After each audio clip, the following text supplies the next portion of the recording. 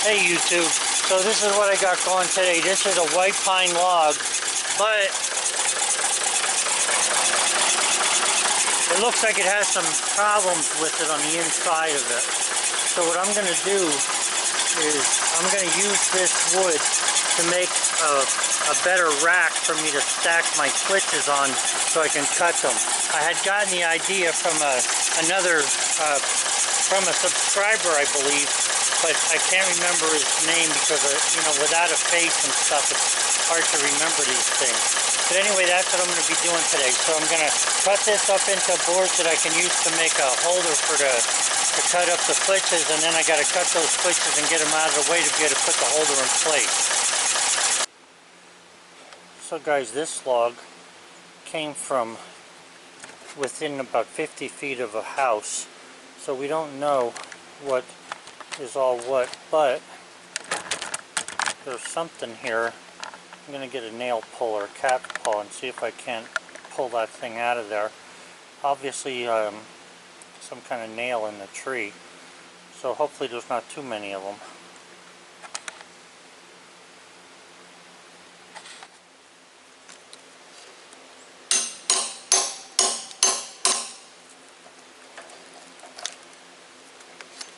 Well, that thing's really in there, whatever it is.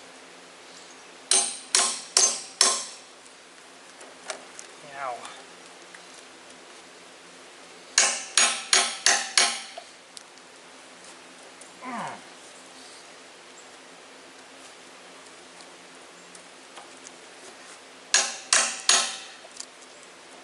I'm going to have to get a longer pry bar. Well, that thing would have made mincemeat out of a blade. So I'm glad I saw that in advance. I'm going to check this with the scanner and see if there's anything else in here.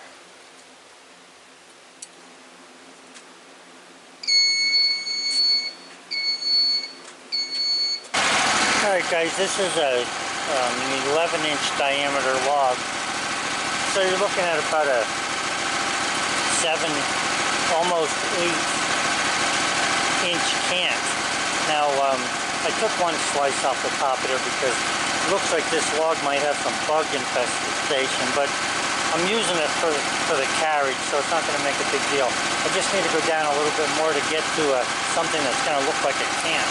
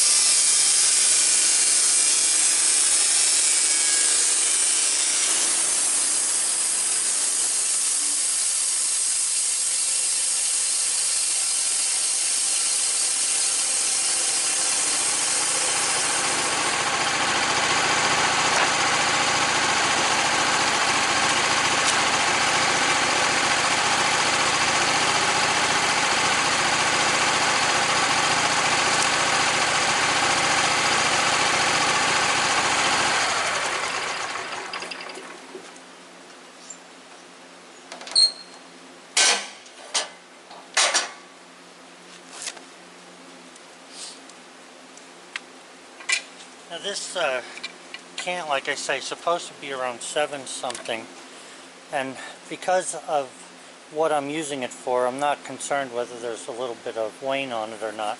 So I'm going to go for an 8-inch cant out of this.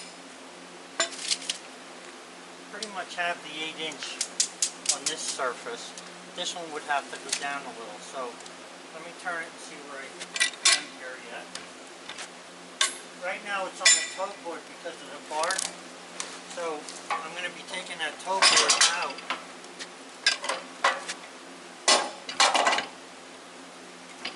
Because we have a flat cut there now.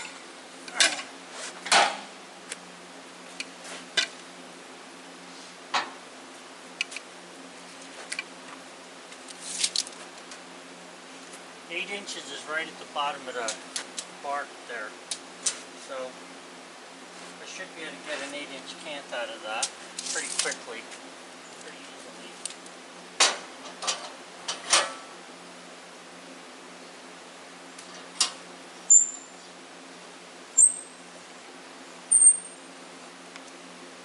Even though this slug looked like it was pretty bad infestation there, the wood that I'm looking at right now doesn't look that bad. It's extremely wet though, this slug, for some reason.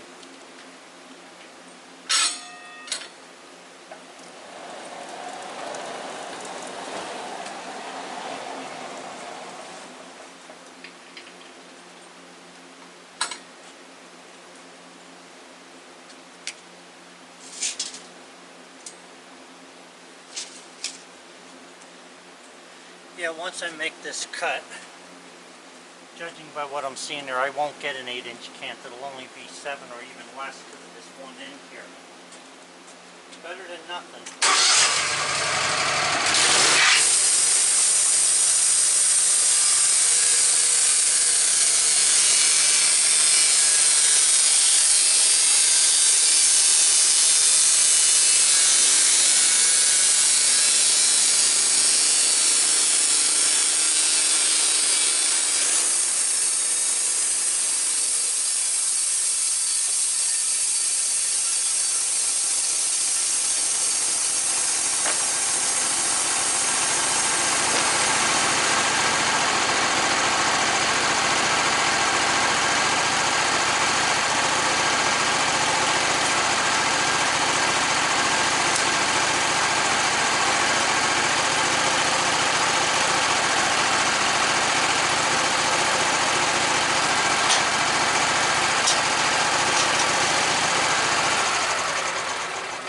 So I'm going to get a 7-inch by 8-inch cant out of this, which is good because I can maintain 2x4s with that 8-inch side.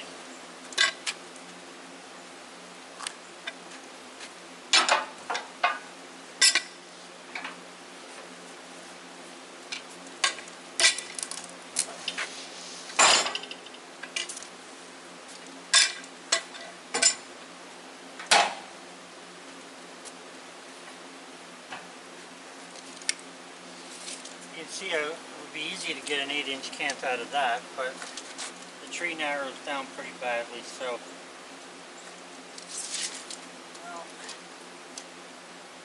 you know what, I'll shoot for an 8-inch just to see what happens with it, but it's going to be pretty waney at this end. Of course, I'm going to be cutting these 2x4s down because the bench there is not 8 foot wide.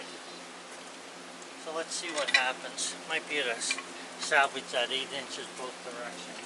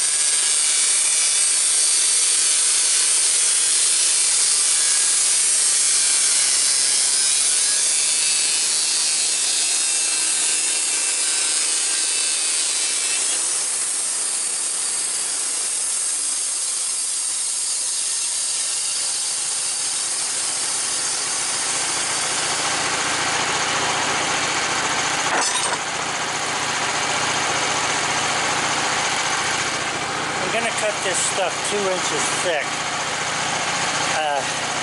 It does have a little bit of, you know, bad wood to it, but I think it'll be good enough for this rack I want to make.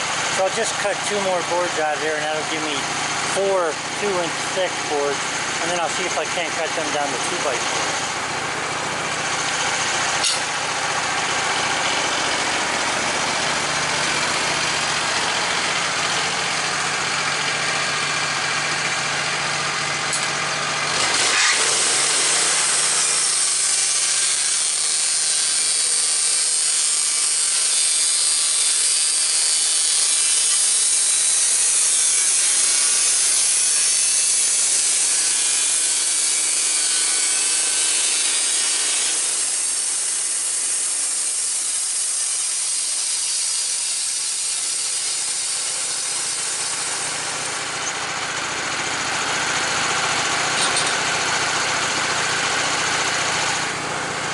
So you can see what I was saying now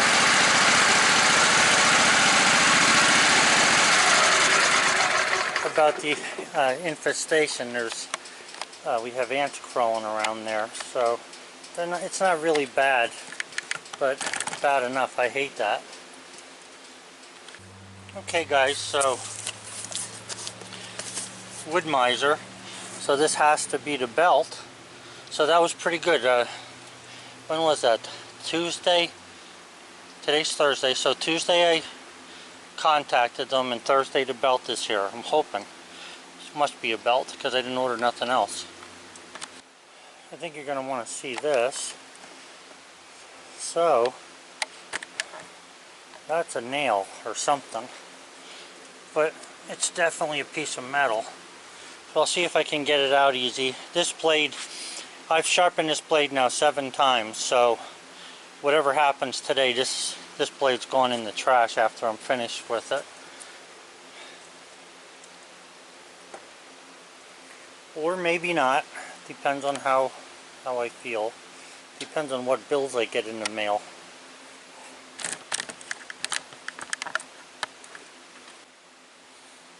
Okay, so another nail. This is one of them threaded nails, so this would have been a little bit harder steel, I'm guessing. Anyway, just going to make one more cut here. I want to get a 2-inch board out of this. Now, because I have some wane on the opposite side, it's really hard to grab a hold of with the bottom of the dog. So what I'm going to do here is flip this over so I have these nice straight edges to grab a hold of.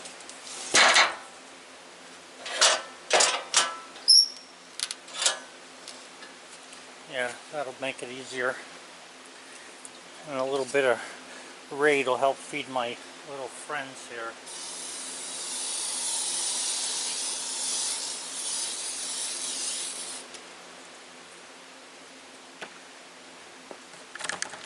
Alright, so one more cut and we'll have some fairly nice 2x8s. They're not really great, but they're going to be good enough for this rack, so I think I chose a good log to do it to. Okay, so that's that 2-inch cut. There's 2x8s there, and not a whole lot of ants in there. I guess they knew winter was coming and headed for ground. But what I do, in keeping with the theme that I'm trying to see what's going on ahead of time, if you look at this,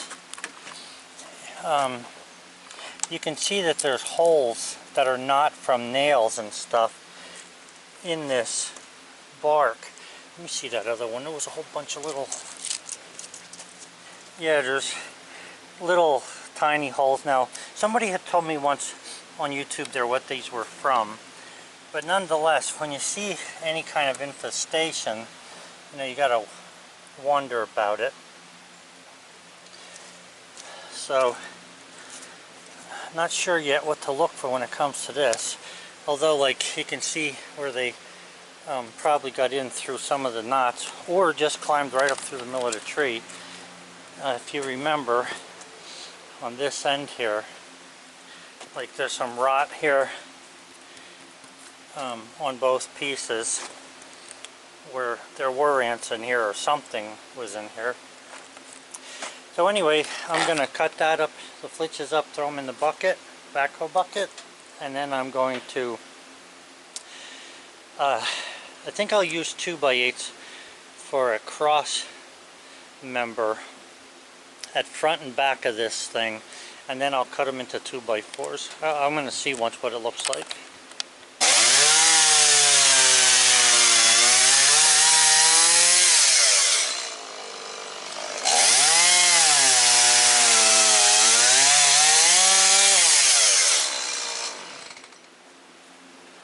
Okay guys, what I decided to do there, instead of putting cross pieces on and raising this thing up too high, I just added a couple more boards. There's no more than 8 inches, and that's on this side, gap in there. So unless the board turns sideways, nothing's going to fall through there that's firewood. So, and this way it's not quite as heavy. I didn't want to make it much heavier than I had it. That's one of the reasons I made it out of pipe rather than wood. So this carriage works good for me. I'm satisfied with it, because one thing about it is I can lay, this mill is good for like 16 footers. I can put a 16 footer on there just by centering it. I can put a 12 on there, and then I can move the cart any direction I want to put the logs anywhere I want to. So I'm happy with it. Thanks for the idea. This is what I came up with, and I think it's good. And have a good one. Okay, YouTube, this is my Woodmizers' favorite food, cherry. So, we are going to cut us a cherry log today. There's a little bit of a kink in it. See how long it is.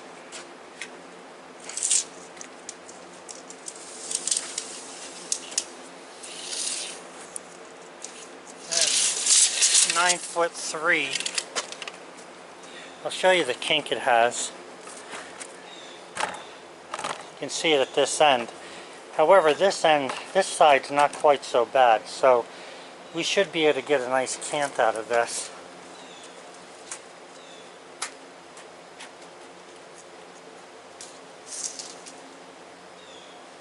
Inches one way, 11 the other.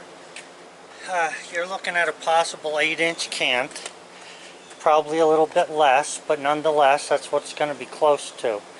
So we're going to give this Woodmizer a treat today. Let her have some cherry wood. I think before I cut this though, I'm going to sharpen the blade, because I had hit that nail I had showed you previously in a video on a piece of pine. There was a second nail in there. I just clipped the head, so I think I'll sharpen the blade so I don't get any trouble. Okay guys, I don't know if you can see, but I sharpened them teeth. You should be able to see this shiny point on them. So now we're going to cut this cherry up. I had hit a nail that was in a piece of pine, like I was saying, and I just wanted to touch the blade up a little bit. This is the 7th time I've sharpened this blade. It's been on there that long, so I've been happy with this. I'm actually waiting for it to come apart. So that's the first cut off of that cherry then. And I just want you to see how nice and flat that cut is with that hand sharpened blade. Both directions it's nice and sharp, or nice and flat. So I'm going to take another 1-inch piece off of that, and then I'll use that as to cut a board out of, but that'll get me down to the cant that I want to be at. That's the second cut. That's the second cut. A couple knots in there, looks really nice. Cherry is really nice. The weird thing with cherry is it has a, to me it smells like a bean type smell. I don't know if you've ever smelled a bean. It's kind of like a, I don't know, like a nose smell almost, but there's something about it. But anyway, so that's a 1-inch board there. Now that does have the bark on the side of it, and I want to trim that down, so I'll just set that to the side and I'll keep cutting these.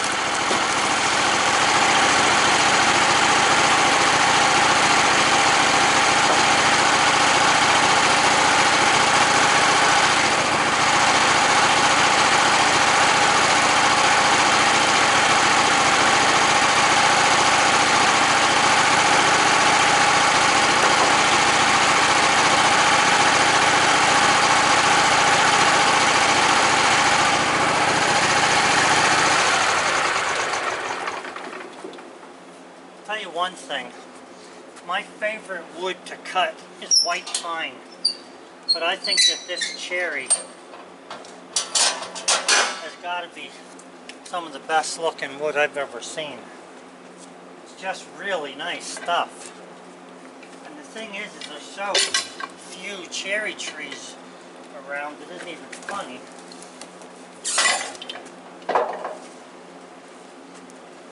In this area anyway.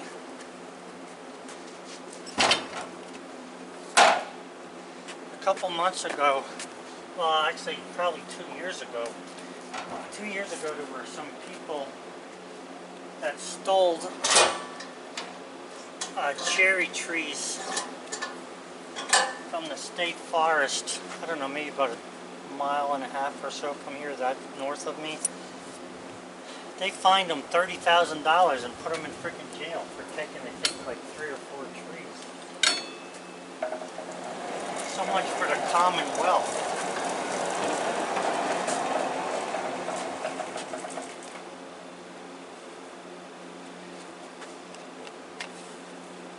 We're still in some sapwood here. I'll be getting down into the cherry pretty soon, but you can see where the actual heartwood is. Man, that cherry's nice looking. Get an 8-inch cant out of that now.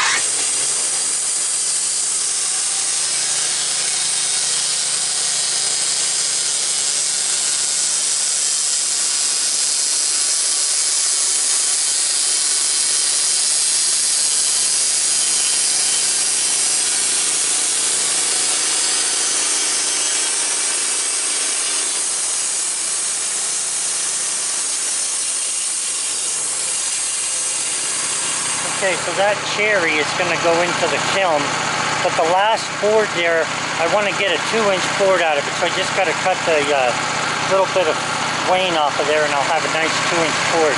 So 1, 2, 3, 4, 5 nice 8-footers. That end is going to get cut off about right here, and then we'll be in good shape. Nice wood. This is the end I cut off that cherry. You can see the last foot there. This would have been this way. Was had a little bit of rot there in it, but because they cut it, or because I had cut it 9'3" rather than 8'3", I was able to get rid of that. So the boards came out nice. I'll show them to you as I take them off there and put them in the kiln. Now this is the maple from the other day on the top there. I'm almost out of juice on the battery, so I'll take a shot of the cherry when I cover that. My battery went dead again, so this is the cherry on top of the maple. What I wanted to say is all of these stickers are red oak stickers, okay? Now here's the thing. I found out that if you put red oak stickers on red oak right away and you dry it all together, once those red oak stickers are dry from the natural juice that's in them, I'm not talking about rain now, the natural moisture that's in them, once it dries that, the red oak does not appear to leave any marks on cherry, white oak, red oak, or white pine, or maple once you reuse the stickers. So right now all these stickers here are red oak stickers, and they're on cherry, white oak, or white pine, maple, white oak, red oak, and cherry on top again, and maple. So that seems to be how the stickers are working. I'll really show you quick. I don't know how. I hope this camera lasts. Bullseye! Bullseye! This is what I'm going to get 2x2s out of this. This is a 2-inch plank of cherry. I'm not going to put this in the kiln because I'm drying 1-inch stuff and I don't want it to screw up my stacking. So I'm going to put this in the greenhouse and leave it dry in there, and then I'll rip it down into 2x2s for legs and stuff of tables. Have a good one, guys. Oh, and about the belt. The belt did come. I'm kind of just putting a little bit of, very little tension on it just to straighten it out a little bit. But as long as this thing is cutting with the belt that's on it, I'm going to leave that damaged belt on there. I want to see just how long it lasts. I'll get back to you later then. Have a good one, guys. Thanks for all the comments. Appreciate them. Don't know what else to say other than it's a nice cloudy day in Pennsylvania. Have a good one, guys. Bye. There's always something I forget. So there's a nice 1x5 cherry. That came out of that flitch that I had on the pile over there. So I'll put that in the kiln, and then I'll be ready to stack more wood after this. Gotta put this in the greenhouse. Whew. Hey YouTube. So I found something else to do today. I had to dig the potatoes because all the potato plants had died back. So we got a nice bucket full there. This is out of that area that I fenced in. It was 5 foot by 7 foot. So not bad. I'm thinking 30-35 pounds of potatoes. So this is what I'm talking about with you know, some earning money. 30 pounds of potatoes, $5 for 5 pounds, I suppose. I don't know what they are. But so 5 times 6 is 30.